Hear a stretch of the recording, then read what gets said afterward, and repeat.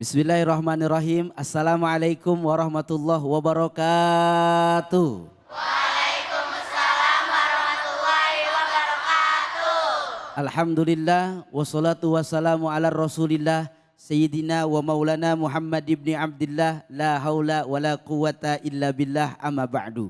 Senang sekali saya Ustadz Abe Gifran kembali menyapa para pemirsa dimanapun berada. Khususnya para pemirsa yang ada di sini di Pesantren As-Siddiqiyah Jakarta. Insya Allah kita akan membahas kali ini tafsir, juga akan mendengarkan tausiah dengan tema pendidikan akhlak. Insya Allah tausiah dan tafsir Al-Quran akan dibahas oleh para guru-guru kita. Di antaranya ada Kiai Haji Gus Mahrus, yang kedua Ustadz Hasan Kosasi, dan yang ketiga Ustadz Helmi. Insya Allah beliau akan memberikan banyak kebaikan buat kita semua. Selain itu nanti kita akan mengaji bersama guru kita Ustadz Munawir Ngacir dalam segmen Ngaji Yuk. Dan kami harapkan para pemirsa dimanapun berada untuk menyiapkan Al-Quran.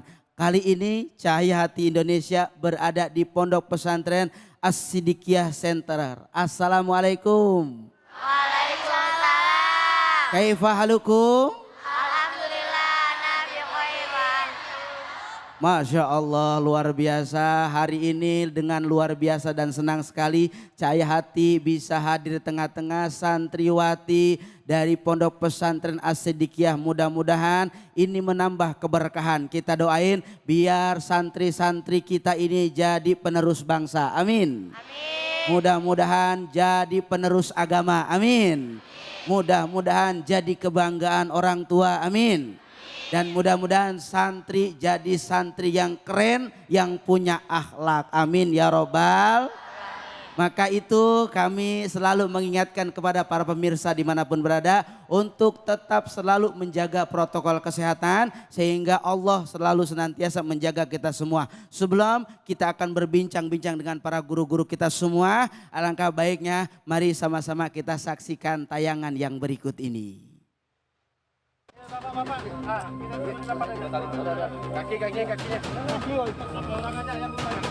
Inilah video amatir detik-detik warga bersama pihak kepolisian menangkap PD, pria 42 tahun yang diduga mengalami gangguan jiwa.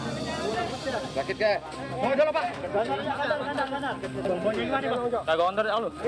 PD ditangkap lantaran membunuh ibu kandungnya sendiri serta satu orang tetangganya dan melukai dua orang warga yang saat itu ingin mencoba menangkap atau mengamankannya. Peristiwa tragis ini terjadi di Desa Matang Danau, Kecamatan Paloh, Kabupaten Sambas, Kalimantan Barat. Diduga pelaku BD menghabisi nyawa ibu kandung serta tetangganya di halaman belakang rumah kediaman korban. Tersangka sudah kita amankan berkat bantuan masyarakat. Korban berjumlah 4 orang, 2 meninggal dunia, 2 luka-luka. Diduga tersangka mengalami gangguan kejiwaan. Sekarang tersangka kita bawa ke rumah sakit. Polisi tetap mengusut kasus pembunuhan ini meski pelaku sebelumnya sempat menjalani perawatan di rumah sakit jiwa selama beberapa bulan.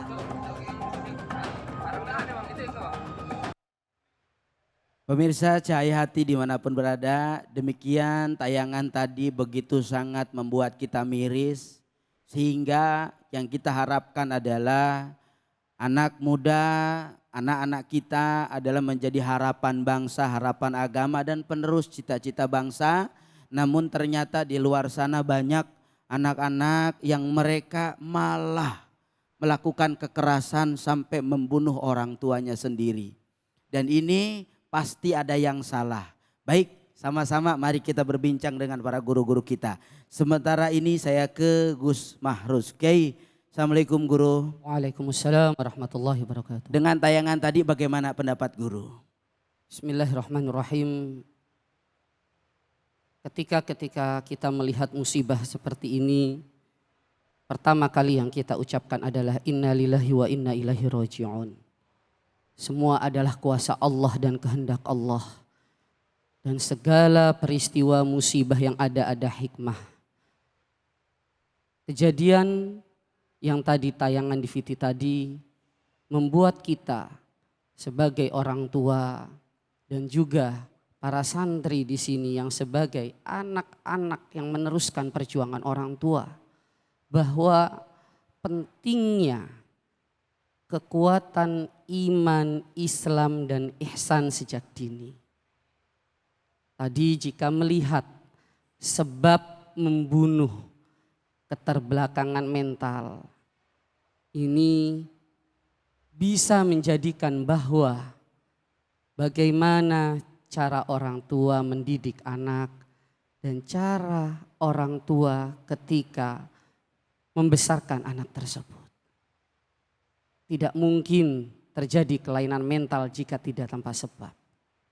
Maka saya Al-Faqir berpesan kepada seluruh orang tua, ketika khususnya ibu-ibu yang sedang hamil, ketika sedang hamil banyaklah berdoa kepada Allah. Banyaklah meminta ampun kepada Allah.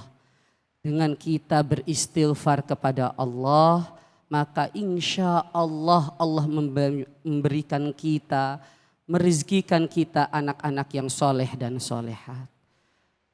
Jangan sampai ada kejadian seperti tadi lagi. Jangan sampai ada kita sebagai orang tua lepas atau bahkan mungkin lupa cara membesarkan anak, cara mendidik anak dari dia kecil sampai hingga dia dewasa. Semua mempunyai kekurangan, semua mempunyai kelebihan. Jika melihat Fiti tadi kita tahu bahwa mempunyai keterbelakangan mental, maka bagaimana sebagai orang tua tahu mengarahkan anak tersebut bagaimana agar bisa baik dalam bermuamalah, tenang dalam hatinya. Ini yang menurut saya yang harus kita sikapi ke depannya nanti. Terima kasih Gus Mahrus. Kita lanjut ke Kiai Hasan Kosasih Guru. Melihat tayangan tadi begitu pentingnya bahwa peran orang tua. Nah, seperti apa kewajiban orang tua dalam mendidik anak? Tentu kita sebagai orang tua diberikan oleh Allah bimbingan dan arahan. Oleh baginda Nabi dikasih kita untuk bagaimana cara mendidik anak. Yang pertama, kita harus mengajarkan anak kenal dulu kepada Allah Subhanahu wa taala. Yang keduanya, kita ajak mereka untuk beriman, meyakini hatinya bahwa ada perbuatan yang salah dan ada perbuatan yang benar. Kalau yang ini tidak boleh dilakukan, ini boleh dilakukan. Dan tempat yang paling enak, tempat yang paling nyaman untuk mendidik anak-anak kita adalah pondok pesantren. Sebab di pesantren sejak dini sudah diajarkan akhlak. Jangankan untuk membunuh, jangankan untuk melawan, jangankan untuk memukul orang tua. Kita memandang pun tidak boleh dengan pandangan yang biasa, harus dengan pandangan hormat.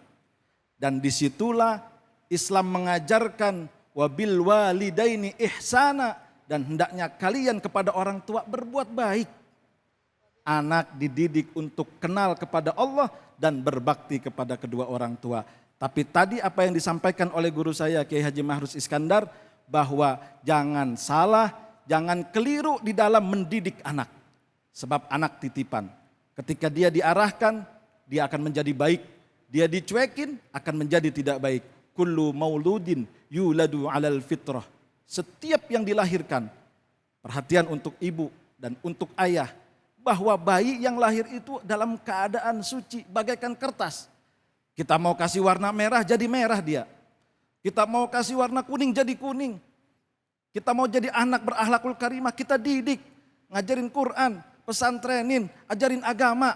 Tapi kalau kita sudah tidak peduli, maka jangan salahkan anak. Saya yakin kalau anak kita tidak dididik agama dengan baik, akan terjadi kejadian-kejadian seperti di Sambas tadi. Akan banyak kejadian-kejadian yang akan berulang, anak menyakiti bahkan membunuh orang tuanya. Bahkan belum lama, tahun 2019 ada anak membunuh orang tua karena ingin minta motor. Bahkan yang lagi viral, ada anak marah menghancurkan rumah. Minta motor Aerox dia tidak mau. Minta motor skuter dia tidak mau. Minta motor yang besar dia tidak diberikan. Orang tuanya pada akhirnya disalahkan. Nah, na'udzubillahi min dzalik. Maka para pemirsa, jamaah dimanapun berada, terutama yang menjadi orang tua, didik anak, satu dengan iman, dua dengan akhlak, dan ketiga yaitu dengan pendidikan supaya anak kenal kepada keluarganya. Hablum minallah, hablum minan nas, supaya tidak menyakiti hati daripada orang tua dan orang-orang yang lainnya. Terima kasih Ki Hasan Kosasi. Sebelum ke Ki Helmi, saya mau menyapa para santriwati dulu. Besti, semangat, betah pesantren, pengen bahagian orang tua, insya tahu caranya apa enggak? Insya Allah nanti Ki Helmi yang jawab. Ki Helmi, nih saya mewakili pertanyaan para santri. Bagaimana jadi anak yang solihah? Silahkan Ki Helmi. Baik. Bismillah. Wassalatu wassalamu ala sayyidina Rasulillah. Bagaimana kita menjadi anak yang saleh maupun jadi anak yang salehah? Jelas kita diminta oleh Allah Subhanahu wa taala, diminta oleh Rasulullah sallallahu alaihi wasallam untuk senantiasa bisa patuh taat kepada orang tua kita. Maka dari apa yang dilakukan oleh orang tua kita, sebenarnya apapun, sebesar apapun yang kita lakukan untuk orang tua kita itu tidak bisa membalas apa yang sudah dilakukan oleh orang tua kita kepada kita. Mereka mengandung kita 9 bulan, kemudian mereka harus menahan rasa sakit yang ada di perutnya. Tidur gak enak, ke kanan gak enak, ke kiri gak enak. Begitu kita lahir, senang dia. Terus kemudian tengah malamnya harus terganggu karena kita nangis, kita pipis. Dikesampingkan tidur malamnya hanya untuk kita.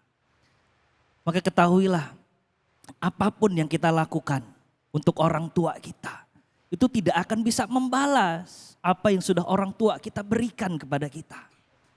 Tapi kita dituntut untuk setidaknya berusaha seoptimal mungkin untuk bisa patuh taat kepada orang tua kita.